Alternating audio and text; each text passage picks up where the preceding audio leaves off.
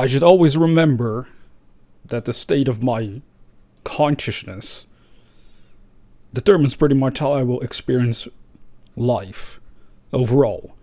So it's so easy to forget about the role our consciousness plays and how we should use it and work with it in order to live a good life. Once we lose track of this, it's so easy to slide into the darkness and not be able to do anything that seems of value. For the last few months, I sunk into the deepest, blackest fucking hole you can go into almost with your soul. And I decided I was going to take my life. So, I made a whole plan on how I would end it as easily and painfully as possible. Well, not really. I should say painless. I considered painful options. They were too bloody and gruesome that I realized, well, I don't know if I have it in me to do it that way. So I found painless methods. So I had this whole plan, and then I told my family and friends, I'm going to take my own life next year, probably. Just wanted to let you know before I do it so that it's not too much of a weird surprise. Well, what kind of response did that get? Well, basically, people don't like to hear that. Obviously, they don't like to hear any of that.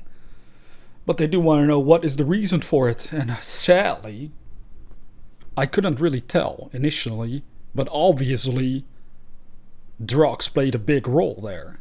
So I realized I myself made the mistake of controlling my own mind. And instead it was drugs controlling my mind for a couple months in a row right now. I mean, as of the making of this video, I'm sober again. But let's just say December wasn't a great month. November wasn't a great month. October wasn't really that great either, because that's how long I was gone from YouTube as well. Just drifting off into an abyss of insanity.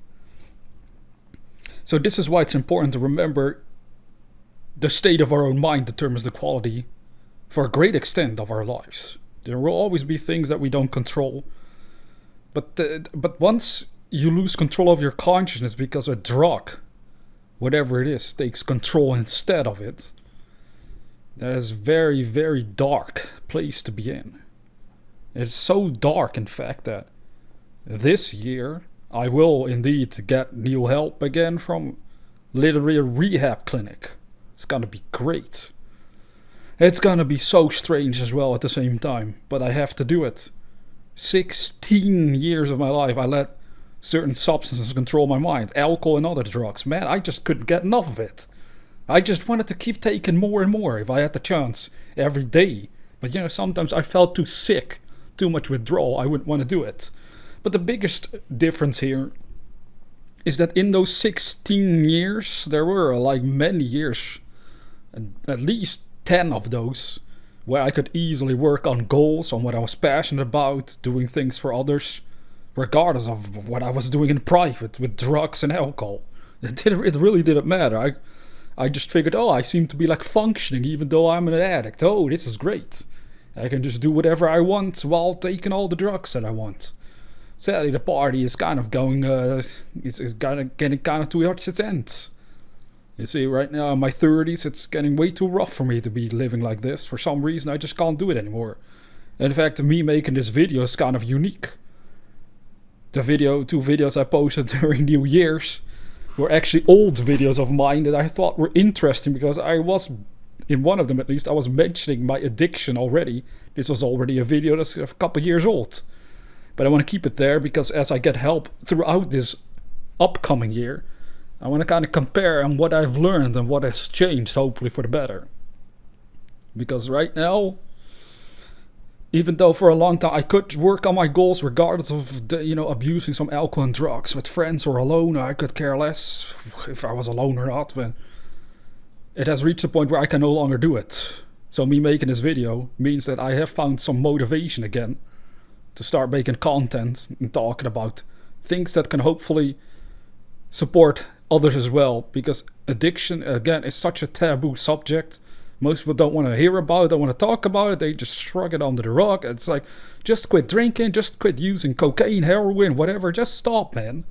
Then life will be fine, right? And it's it's that easy if you're not addicted. When you're addicted to something, basically your mind, your soul in a way is enslaved. It's become a slave to a substance. and then walking away from it, and you feel this strong pull to come back. That right there is true addiction in its full glory, in its glorious nature. That's exactly what I've been going through. But then I realize if I can get out of this, right, with the right help, with the right therapy most likely, right counseling, everything needs to be addressed in my life. Then I can also add this subject to my channel where it's not just about spiritual stuff in the mind, but addiction has also been a fascinating subject to me, especially because I've got all this experience with it in a very, very evil, dark way. I mean, the level that my addiction took is that my body right now has permanently scars all over. You might wonder, what? Scars? What do you mean scars? Well, I would use... Okay, this is going to sound very disturbing, but I would reach a place where if I was drunk and blacked out, I would just grab scissors and start cutting my body open everywhere. Even my face, my neck, my arms, my legs, my stomach. And you might wonder, what the hell, man? That sounds morbid as fuck. Yeah, and my drunk self, you know what he would say to friends? Oh, I love the pain. I'm such a masochist. This shit turns me on. It's just like my dad saw this as well. He was one of the first who said, it is almost like you're possessed by the devil or some shit when you're drunk. It just looked so disturbing to me how you were behaving and acting and reasoning about life. I can't recognize my own son in there. It's like that's not the person I knew growing up, when I was growing up. That guy with the spiritual knowledge is all gone. And instead there's this dark, pessimistic, chaotic, masochistic, this crazy nut job. So I just told him, well, you know how it goes with the story of Jekyll and Hyde, right? Dr. Jekyll, because reason is a pretty good guy. But then at night, Mr. Hyde comes out, the drug addict. He's a pretty bad guy, pretty crazy, pretty psychotic in a way. That's exactly what I was suffering from. And, that's one of the hallmarks, they say, of addiction, especially with alcohol. If you know people that drink and they change a lot in personality when they drink, odds are you're dealing with someone that has a drinking problem. That's how they put it lightly. But, depending on the person, if they do this often, multiple times a week, well, they might be able to keep up with it for a little bit, but eventually it might come crashing down, which it did for me. It is unbearable. That's why I'm glad that I'm sober right now. Well, for a little while again. I mean, I'm still working on this, because my last time I drank was halfway December again. It was pretty bad, as I said. Then my dad got involved and I realized, okay, I have to quit. And he said he's going to help me find the help I need in order to hopefully quit forever. Because that way I can also more easily focus on actually helping my fellow humans with spiritual knowledge. And even if I'm like sober for a year or 2 years, I know I could even start helping people that are in this same dark place that I've gotten into. Because when you're an addict, it is very hard to talk about it with anyone. So first of all, most people, thankfully in a way, don't really know what it's like to be addicted to alcohol or drugs. So because they don't have the experience, they don't really know what to say or how to, support you.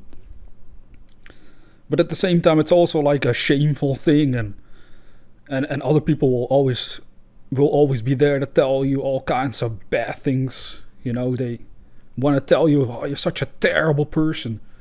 But they sometimes forget to really put it in perspective that the person that is on drugs is usually not the same person when they're sober. So it's like they're blaming a sick person in that moment. Now, it's not an excuse to keep on abusing drugs, though. I mean, I also realize I have an issue in behaving really weird and badly to others and myself, where if I don't treat it, I mean, it's just going to get worse. So I should treat it for my own sake and the sake of others as well. So hopefully they don't have to be as disturbed and private about my behavior any longer. Because I really do feel a bit unhinged as an addict. And then, again, it becomes shameful and you start to feel guilty. And it becomes this spiral of isolation where you rather not talk about it with anyone because you just assume everyone is just going to think you're insane. Even me posting this video, admitting these details with a clear mind, I still feel kind of like, oh man, people are probably obviously gonna think, what a whack job. In a way, this guy has made all these videos about spiritual knowledge, but in private, apparently he's a fucking nut job. Yeah, and in a way I am. As an addict, I really am, but all people that are addicted are pretty much crazy in a way. We lost track, we got off track, we basically temporarily, in most cases, lost perspective on how to deal with life when it gets bad. And it's the same for me. You see, sober, I can really think clearly about how to deal with my issues if I want. But as long as there's unresolved issues in my mind that lay a little more deeper in my subconscious mind, traumas especially. I've gone through a bunch of shit that clearly has traumatized me, which gave me PTSD. I never realized that, but that's the symptoms that other people that are more specialized in this and more clearly can observe my behavior, they say I portray at least elements of someone suffering from PTSD, and that is why he keeps grabbing the alcohol sooner or later. Because that has been the pattern as of the last few years for me. I would get sober for a couple months, make a ton of YouTube videos, feel great, this is good, this is fun to do, to talk about for humanity, and then out of nowhere I start feeling terrible. Like, it's not just, I feel a little bit bad, it's like a very overwhelming sense of dread and impending doom comes over me, even though I'm entirely sober, and then I start drinking again. And that has been the spiral over the last few years. So anyways, that's especially what I'm going to be working on for myself. And I know there's people watching these videos that have a problem with alcohol or drugs, but again, it might be too taboo to talk about it, and you probably shouldn't talk about it in my comment section. That's just it's not the best way to go about it anyway. But just know, if you're suffering and struggling like this, that, well, I'm going to work on it for myself. And if I find new insights on how we can beat these problems concerning addiction, then I will definitely share them in the future with you.